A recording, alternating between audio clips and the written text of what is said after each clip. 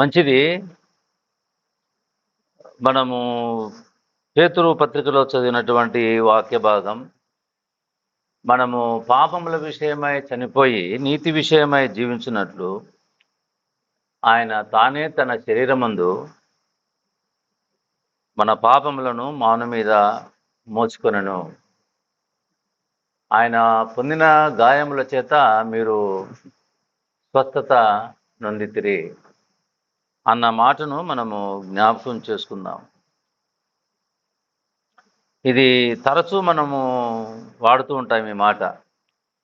స్వస్థతల విషయంలో ప్రభువా నీవు గాయపడిన హస్తం చేత ముట్టి స్వస్థపరచు అని ఎక్కువగా మనము తరచుగా ఈ మాట వింటూ ఉంటాం. అంటే ఇందులో మనము ఆత్మీయమైనటువంటి విషయాన్ని మనం ఆలోచన చేద్దాం. ఇప్పటి వరకు మనం ఏం చేస్తూ ఉంటామంటే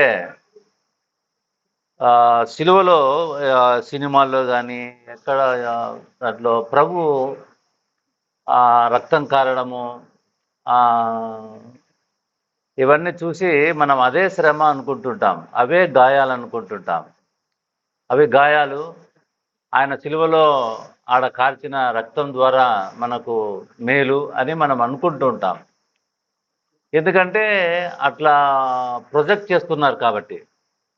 ఈరోజు ప్రభువు శ్రమ అంటేనే అందరికీ జ్ఞాపకం వచ్చేది ఆయన మేకులు, తర్వాత రక్తం కారడము, ఇది మాత్రమే మనం చూస్తూ ఉంటాం. అదే మనము శ్రమ అనుకొని ఆ ఫోకస్ నుంచి ఆత్మీయమైన అర్థాన్ని మనము ధ్యానించలేకపోతున్నాం.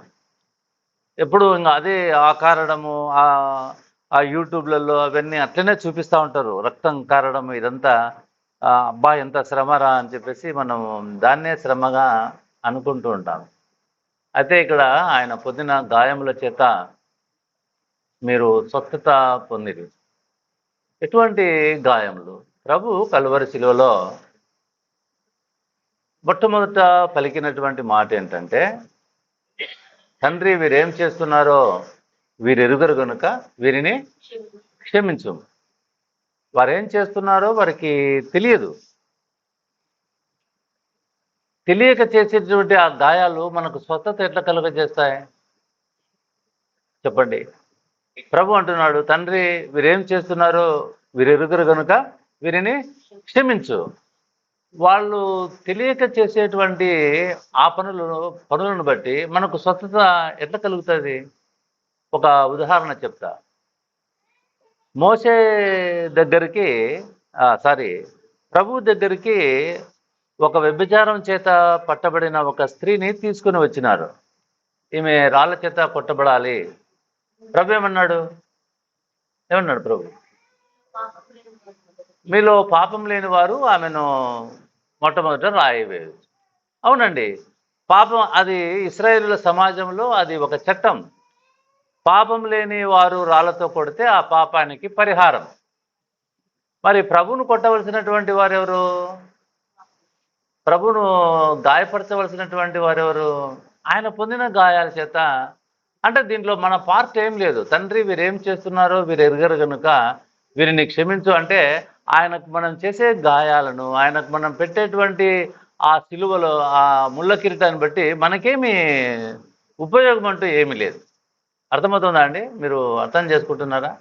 కాబట్టి ఆయన పొందిన గాయాలంటే మనం ఏమనుకుంటున్నామంటే కాళ్ళల్లో కొట్టినటువంటి మేకులు గాయము, ఆయన చేతులకు కొట్టినటువంటి అవి గాయము, పక్కలో పొడవడంతో అది గాయము, ముళ్ళతో గుచ్చడము ఇది గాయము అనుకుంటుంటున్నాం కదా. అయితే ప్రభు చాలా సూటిగా చెప్పేశాడు, ఏమని? తండ్రి వీరేం చేస్తున్నారో వీరు ఎరుగరు కనుక వీరిని క్షమించు. ఆయనను ఎగతాళి చేసేటప్పుడు, ఆయనను కొట్టేటప్పుడు, ఆయనను సిలువ ఇవన్నీ మీరు ఇంటికి వెళ్ళి ధ్యానం చేయండి. ఆయనను సిలువ వేసేటప్పుడు ఆయనను సిలువ వేసేటప్పుడు సృష్టిలో ఏమైనా మార్పు కలిగిందా? సృష్టిలో ఏమైనా మార్పు కలిగిందా? మనం కొట్టేటప్పుడు, గాయం చేసేటప్పుడు, ఈడ్చేటప్పుడు, సిలువ మోసేటప్పుడు ఏమన్నా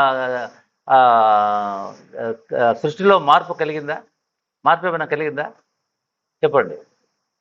ఆయన సిలువలో 3 మాటలు పలికినాడు. తండ్రి వీరేం చేస్తున్నారో వీరు ఎరుగరు కనుక వీరిని క్షమించు. తర్వాత మరేమంటున్నాడు, నేడే నీవు నాతో కూడా పరదేశిలో ఉంటావు. తర్వాత ఏమంటున్నాడు, అమ్మ ఇదిగో నీ కుమారుడు ఇదిగో. ఆ తర్వాత ఏం జరిగింది మీరు చెప్పాలా కొంచెం? ఆ తర్వాత ఏం జరిగింది? ఆ తర్వాత ఏం జరిగింది? ఆ తర్వాత ఏం జరిగింది? ఆయన 3 మాటలు పలికిన తర్వాత ఏం జరిగింది చెప్పు. కాదు, ఏం జరిగింది చెప్పండి చూద్దాం. లూకా వ్రాసిన సువార్త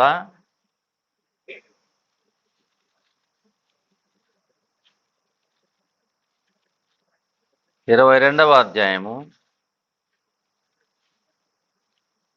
23వ అధ్యాయము 44వ వచనం. 3 మాటలు పలికిన తర్వాత ఎప్పుడు పలికినాడు ఆయన? ఎప్పుడు పలికినాడు? మధ్యాహ్నం. మధ్యాహ్నం అంటే సూర్యుడు ఎక్కడ ఉంటాడు? నడినెత్తి మీద ఉంటాడు. అప్పుడు రమారమి మధ్యాహ్నం ఆయన అది మొదలుకొని 3 గంటల వరకు ఆ దేశమంతటి మీద చీకటి కమ్మెను, సూర్యుడు అదృశ్యుడాయను. ఏమైందంట? 3 మాటలు పలికిన తర్వాత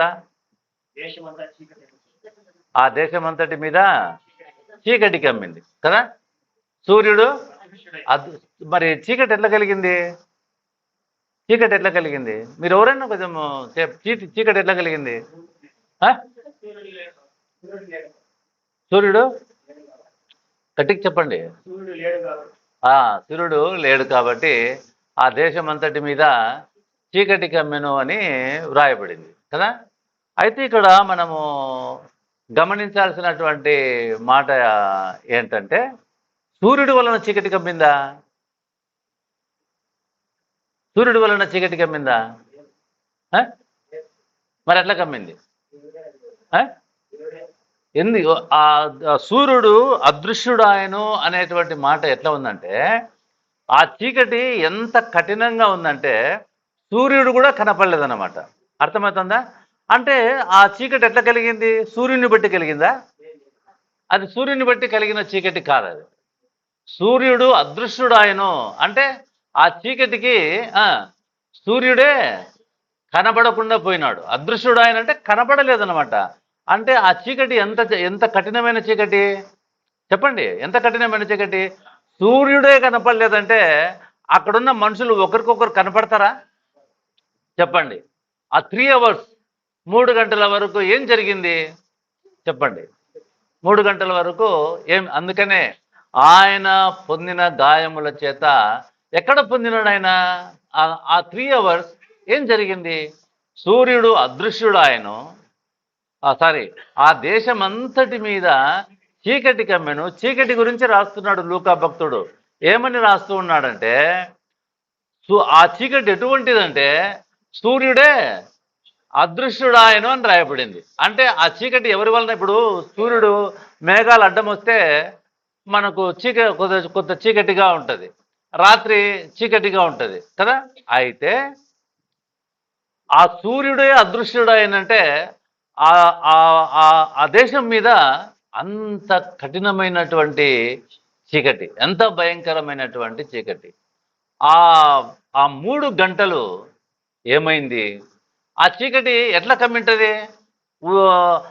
సాయంత్రం అయ్యేటప్పుడు 6 గంటలకు 7 గంటలకు 8 గంటలకు కలిగిన చీకటి మాదిరి కలిగింటదా? ఎట్లా కలిగింటది? ఎట్లా కలిగింటది చెప్పండి? సడన్ గా కలిగింది. ఎట్లా విడిపోయి ఉంటది? సడన్ గా ఎందుకు? అది సూర్యుని వలన కలిగినటువంటి చీకటి కాదు. ఏమండి?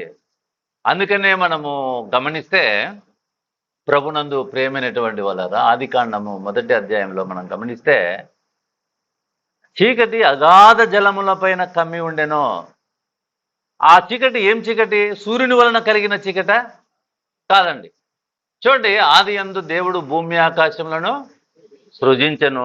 రెండవ మాట ఏమి రాబడింది చూడండి. అవునా? ఆది యందు దేవుడు భూమి ఆకాశములను సృజించెను. ఏది నిరాకారంగా ఉంది? ఆకాశము. ఆకాశం నిరాకారంగా ఉందా? లేదు. ఓన్లీ అర్త్ మాత్రమే, భూమి మాత్రమే. భూమిని అంటే ఏం జరిగింది? సంథింగ్ ఏదో జరిగింది. భూమి నిరాకారంగా ఉండెను, శూన్యంగాను ఉండెను. చీకటి, ఏ చీకటి అది? సూర్యుని వలన కలిగిన చీకట? చెప్పండి. అదే చీకటి ఇదిగో మన ప్రభు అయిన యేసుక్రీస్తు వారు కలువరి శిలువలో. అందుకనే అది మధ్యాహ్నము, రమారమి మధ్యాహ్నమాయను. ఆ దేశమంతటి మీద చీకటి కమ్మెను. ఆ చీకటికి ఒకవేళ సూర్యుని వలన ఆ చీకటి కలిగింటే సూర్యుని గురించి ఇక్కడ వ్రాయాల్సినటువంటి అవసరం లేదు. సూర్యుడు అదృశ్యుడాయను. అంటే ఎంత కఠినమైన చీకటి. ప్రభునందు ప్రేమైనటువంటి వాళ్ళరా, ప్రభు శ్రమపడింది కలువరి శిలువలో. ఎవరి ద్వారా? తండ్రి అయిన దేవుని ద్వారా. అందుకనే యెషయా భక్తుడు ఏం రాస్తున్నాడు చూద్దాం. యెషయా గ్రంథము 53వ అధ్యాయం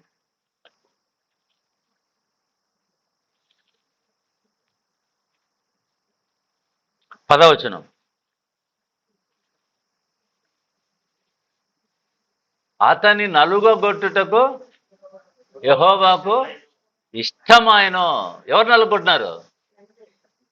మనమే ఆయనను కలువరి శిలువలో వేసి, మనమే ముళ్ళ కిరీటం పెట్టి, మనమే పాదాలకు మేకులు కొట్టి, ఆయన కార్చిన రక్తం. ఏమండి, ఎవరు కార్చిన రక్తం? ఇప్పుడు మనం కొట్టింది ఏమవుతుంది? ఏమని రాయబడుతుంది? కారిన రక్తం. ఆయన కార్చిన రక్తం ఎక్కడ అంటే ఆయన హిమ్సెల్ఫ్ ఆయన కార్చి ఉండాలి. ఎక్కడ కార్చినాడు ఆయన కదా? మనం చూస్తూ ఉన్నాం. గెత్సెమనే తోటలో ఆయన రక్తాన్ని కార్చినాడు. కలువరి శిలువలో మనం కొడితే కారింది. ఇక్కడ మన ప్రమేయం అంటూ ఏమీ లేదు. ఆ 3 గంటలు ఆ చీకటిలో ఏమండి ఎవ్వరికి, అందుకనే ఆ చీకటి ఆ 3 గంటల గురించి ఏ భక్తుడు రాయలేకపోయినాడు. ఎందుకు? ఎవరికి తెలియదు. ఒక అడుగు తీసి ఒక అడుగు పెట్టడానికి వీల్లేదు. అంత కఠినమైనటువంటి చీకటి. పాపము యొక్క భయంకరత్వం. పాపము అంత అలుముకున్నది అని అర్థం. ఆ చీకట్లో ఏం చేస్తున్నాడు తండ్రైన దేవుడు కుమారుని? అతని నలుగొట్టడానికి. ఎందుకంటే పాపమునకు తగిన శిక్ష ఏం చేయాలో ఎవరికి తెలుసును? మనకు తెలియండి. ఆయన కాళ్ళకు మేకులు కొడితేనే మన పాపాల క్షమాపణ అంటే చాలా సులభం. అవునా కదా? కానీ తండ్రి అయినటువంటి దేవుడు మనందరి పాపక్షమాపణ నిమిత్తము ఆ 3 గంటలు మన ప్రభువును ఏం చేశాడంట? నలుగొట్టాడండి. ఎంత భయంకరమో ఏమండి. అందుకనే దేవుని వాక్యంలో ఆ మాటలు రాయలేదండి. మనం ఏం చేస్తున్నామంటే సినిమాల్లో చూపించిన రీతిగా ఆయన అరుపులు, ఆయన రక్తాన్ని ఇట్లా కార్చడము అదే అనుకుంటున్నాం. అది కాదండి. అది మనం చేసింది. మనం చేసిన ద్వారా మనకు పాపక్షమాపణ కలిగేటట్లయితే ఆడ దేవుని పాత్ర ఏమీ లేదండి. అందుకనే లూకా భక్తుడు రాస్తున్నాడు, ఆ దేశమంతటి మీద ఇక అదే విషయాన్ని పేతురు రాస్తున్నాడు. ఏమని రాస్తున్నాడు? ఆయన పొందిన గాయముల చేత మీరు స్వస్థత నొందితిరి. ఎటువంటి స్వస్థత పొందినాం? ఆ చీకటి అయిన వెంటనే, ఆ దేవుడు ఆయనను నలుగొట్టిన వెంటనే మీరు ఇంటికి వెళ్ళి యెషయా గ్రంథం 53వ అధ్యాయం అంతా చదవండి. ఏమండి, దేవుడు ముందుగా ప్రభువును శిక్షించే విధానం ఇక్కడ వ్రాయబడింది. తర్వాత ఆ చీకటి గతించిన వెంటనే ఏం జరిగిందంట? గర్భాలయపు తెర పైనుండి క్రిందికి మనకేం కలిగింది? స్వస్థత కలిగింది. ఇంతకు మునుపు మనం లోపలికి పోవడానికి వీల్లేదు. ఇంతకు మునుపు మనం లోపలికి పోవడం ఎవరు పోవాలా? ఓన్లీ యాజకుడు మాత్రమే పోవాలా. ఇప్పుడు ఎవరు పోవచ్చు? మనమందరము కూడా. ఎక్కడికి? ఆ అవతలి తెర దేన్ని చూపిస్తా ఉందంటే పరలోకాన్ని చూపిస్తా ఉంది. అంటే దీని అర్థం ఏమిరా అంటే మనందరికీ స్వస్థత కలిగి, ఏమండి, పాపాలకు స్వస్థత కలిగిందండి. స్వస్థత కలిగిందంటే అర్థం ఏంటంటే ఇంకొకసారి ఆ పాపము జ్ఞాపకం చేసుకునబడదు అని అర్థం. ఏమండి, ఇంకొకసారి. అందుకని అంత దిటవుగా రాస్తున్నాడు. ఏమని? ఆయన పొందిన గాయముల చేత మీరు స్వస్థత నొందితిరి. చాలా మంది ఏమనుకుంటున్నారంటే దాన్ని శరీర సంబంధమైన స్వస్థతకు అన్వయిస్తూ ఉన్నారు. అదే శరీరమైన సంబంధమైన స్వస్థత కొరకు ఆయన చనిపోయి ఉంటే భూమి మీద ఏముండకూడదు? అనారోగ్యం అన్నదే ఉండకూడదు. కదా.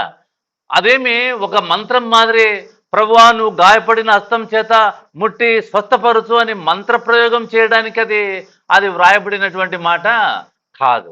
ఆయన స్వస్థత కొరకే చనిపోయి ఉంటే భూమి మీద ఏమండి అసలు అనారోగ్యమైనటువంటి మాటనే జరగదండి. ప్రభునందు ప్రియమైనటువంటి వాళ్ళరా, మనకేం స్వస్థత కలిగిందంటే మనందరి పాపముల కొరకై ఆయన శిక్ష అనుభవించినాడు. ఎవరి ద్వారా? మన ద్వారానా? ఎవరి ద్వారా? తండ్రి అయినా దేవుని ద్వారా ఆయన శిక్ష. ఇంకా మీకు చూడండి 53వ అధ్యాయము 4వ వచనం. నిశ్చయముగా అతడు మన రోగములను భరించెను, మన వ్యసనములను వహించెను, ఆయనను మొత్తబడిన వానిగాను దేవుని వలన మన అతిక్రమణ క్రియలను బట్టి. ఎవరి ద్వారా? తండ్రి ద్వారా ఆయన. అందుకని ఆయన పొందిన గాయముల చేత మనకేం కలిగిందంట? గర్భాలయపు తెర నడిమికి చినిగింది. మత్తయి సువార్తలో రాయబడింది. ఆ నడిమికి చిరిగిన వెంటనే సమాధుల్లో నుండి పరిశుద్ధుల శరీరాలు తిరిగి లేపబడ్డాయి. ఏమండి? భూకంపం జరిగింది. అన్ని పైనుండి ఆ తెర చినిగిపోవడం అండి. అంటే అర్థం ఏంటంటే పరలోకంలో మానవుల కొరకైన మార్గము ఏర్పాటు చేయబడింది అని అర్థం. కనుక ప్రభునందు ప్రేమైనటువంటి వాళ్ళరా, తండ్రి ఆయనను గాయపరిచి ఆయనను శ్రమపరిచి ఎవరి కోసం? ఎవరి కోసం? మన పాపముల కోసం. ఏమండి? మన శరీరం సంబంధమైన స్వస్థతల కొరకు కాదండి. మన శరీర సంబంధమైన స్వస్థతలకు దేవుడు అనేకులకు తగిన జ్ఞానం ఇచ్చి తగిన మందు కనుక్కోవడానికి కృప చూపుతున్నాడండి. అది కూడా స్వస్థతనే కదా. ఏమండి? ఒకవేళ ఇదే స్వస్థత పర్ఫెక్ట్ అయి ఉంటే ఇక మనుషులకు అది డాక్టర్లు కూడా భూమి మీద ఉండడానికి వీల్లేదు. మొన్న కోవిడ్ వచ్చింది, మందు కనుక్కోవడానికి కూడా వీల్లేదు. ఎందుకంటే ఏది రాకోకుండా ఈ స్వస్థతనే ఉండేది కదా. కాబట్టి ప్రభునందు ప్రియమైనటువంటి వాళ్ళరా, మనం లోకంలో బ్రతకడానికి మనం ఇప్పుడు చూడండి, ఒకప్పుడు ఇన్ని మాటలు చెప్పడానికి టైం లేదు. ఒకప్పుడు చాలా తక్కువ జనాభా ఉండేది కదా. అంత మాత్రమే అప్పుడు పంటలు పండేటివి, తినేవాళ్ళు. మరి ఇంత జనాభా వచ్చింది, అదే పంటలు పండేటట్లయితే మనం తినేవాళ్ళమా? మనకు దొరికేదా? ఏం చేసినాడు దేవుడు?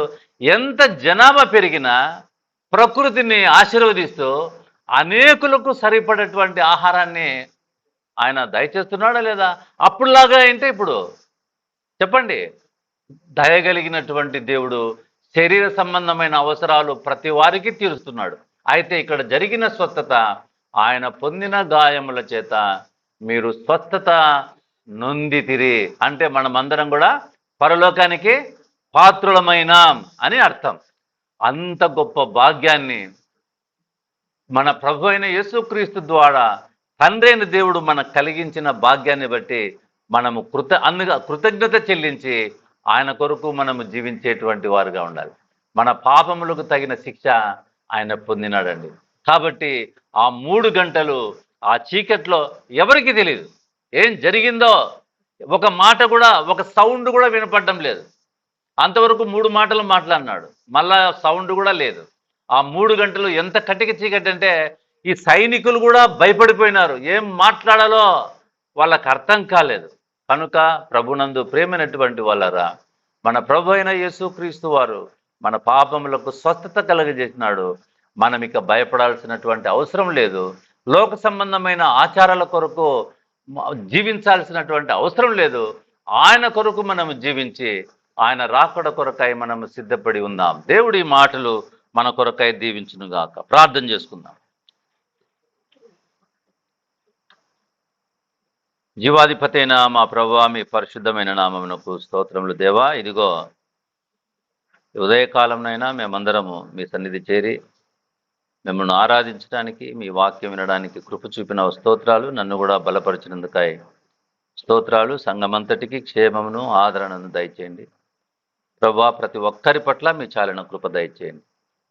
మీరే మా హృదయాలను సమ్మతిపరిచి మా పాపముల కొరకాయ మీరు మరణించి తిరిగి లేచి గొప్ప రక్షణ మాకు ఇచ్చినారని గ్రహించి మిమ్మల్ని స్తుతిస్తూ గణపరుస్తున్నాం. దేవా, సహాయం చేస్తారని మా ప్రభువైన యేసుక్రీస్తు నామమున ప్రార్థన చేసి బ్రతిమాలుకొని వేడుకుంటూ ఉన్నాం తండ్రి. ఆమేన్. అందరికీ వందనాలు. ఈరోజు మన మధ్యలోనికి మన రేవతి వాళ్ళ డాడీ కూడా రావడం జరిగింది. వాళ్ళ కొరకు మనము ప్రార్థన చేద్దాం. మొన్న వాళ్ళ ఇంటికి వెళ్ళి కూడా సువార్తను ప్రకటించినాం. సార్ బ్యాంక్లో చీఫ్ మేనేజర్గా పనిచేస్తూ ఉన్నాడు. ఆయన కొరకు, ఆయన కుటుంబం కొరకు, వాళ్ళ పిల్లల కొరకు, ఆయన భవిష్యత్తు కొరకు మనమందరం ప్రార్థన చేద్దాం ఏమండి. కాబట్టి ఆయన కూడా ఈరోజు వచ్చినందుకు ప్రత్యేకంగా మీకు వందనాలు తెలియజేస్తూ ఉన్నాం. మరి